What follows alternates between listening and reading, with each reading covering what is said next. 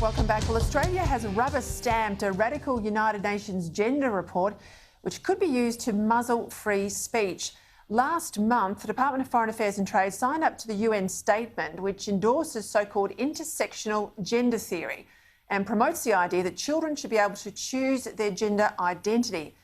Liberal Senator Chandler from Tasmania is a forceful advocate on these and other issues. She joins me now from Hobart. Senator Chandler, thank you for your time. The coalition's in power, so why on earth are we giving something like this our backing? Look, I think, Peter, often in these cases where we are seeing this radical gender ideology being pushed from is from within our bureaucracies. And I know that whenever I talk to public servants about these issues at estimates, then the answers are always not exactly satisfactory. When you're asking the Office for Women whether or how they define the term woman and they can't give you a response, it's pretty disappointing. And I think many Australians would look at this report from the UN that subscribes to radical gender identity theory, this intersectional gender identity politics, and completely dismisses anyone who criticises these views as pretty disappointing.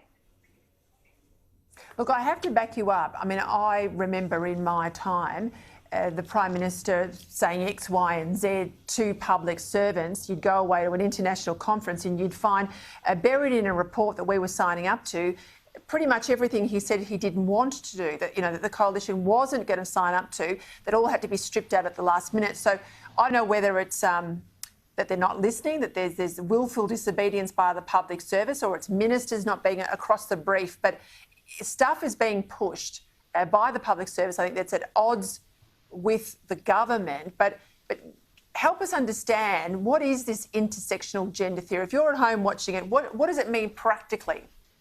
Well, it's all based upon this idea that rights should be attached to someone's gender identity rather than their biological sex. And obviously this is a debate I've been quite intimately involved in over the last couple of years, and this is always done under the guise of inclusivity. But to be honest with you, Peter, it is far from inclusive. Radical gender theory is the language of people who make death threats against J.K. Rowling, the people who think that women should be forced to play sport against biological males, who think that biologically male sex offenders should be housed in women's prisons. There's nothing inclusive about it at all. And I think what our bureaucrats need to be incredibly careful of is when they're signing on to these documents under the guise of inclusivity, then they really need to be actually reading them and thinking very critically about what the ramifications of this ideology is. I guess the worry is once these things are in place, they're a Trojan horse to then put in place domestic legislation that we are, told, the line. Oh, look, we have to have this in the domestic legislative agenda in Victoria or Australia or wherever, because otherwise we will not meet our international commitments. But no one signed up to the international commitments willingly. I mean, they don't go to an election. How do you stop this being a Trojan horse?